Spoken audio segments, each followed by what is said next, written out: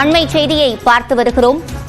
7வது முறையாக ஆட்சி அமைப்பதே நம்முடைய இலக்கு என்று திமுக செயற்குழு கூட்டத்தில் முதலமைச்சர் மு.க.ஸ்டாலின் பேசியிருக்கிறார். அண்மை செய்தியாக பார்த்து வருகிறோம்.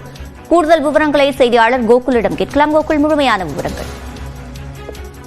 திமுக தலைவர் முதலமைச்சருமான மு.க.ஸ்டாலின் தலைமையில் அண்ணா அறிவாலயம் கலைஞர் அரங்கத்தில் திமுகவுடைய தலைமை செயற்குழு கூட்டம் நடைபெற்று வருகிறது. இந்த கூட்டத்தில் முதலமைச்சர் தற்பொழுது பேசி வருகிறார். 7வது முறையாக ஆட்சி அமைக்கணும் என்பதுதான் நம்முடைய இலக்கு என்று பேசியிருக்கிறார்.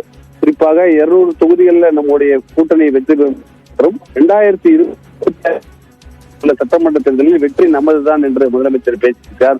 தொடர்ந்து 2026ஆம் ஆண்டு நடைபெற உள்ள சட்டமன்ற தேர்தலில் திமுக நிர்வாகிகளுடைய செயல்பாடுகள் எப்படி இருக்க வேண்டும் என்பது குறித்தெல்லாம் முதலமைச்சர் இந்த தலைமை செயற்குழு கூட்டத்தில் பேசி வருகிறார். ஏற்கனவே 12 தீர்மானங்கள் நிறைவேற்றப்பட்டிருக்கிறது. அதே நேரத்தில் துணை முதலமைச்சர் உதயநிதி ஸ்டாலின் உள்ளிட்ட திமுகவுடைய முக்கிய நிர்வாகிகள் இந்த செயற்குழு கூட்டத்தில் பேசியிருக்கிறார்கள். இந்த கூட்டத்தில் பல்வேறு கருத்துக்களை தெரிவித்திருக்கிறார்கள்.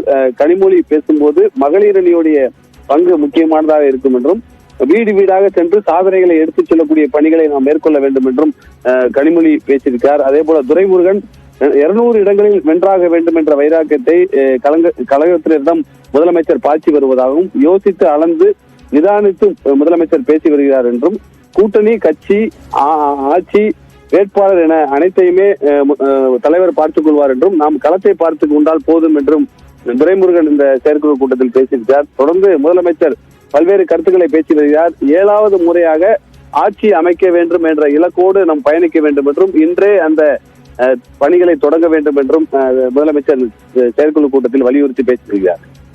விவரங்களை வழங்கியமைக்கு நன்றி கோகுல்.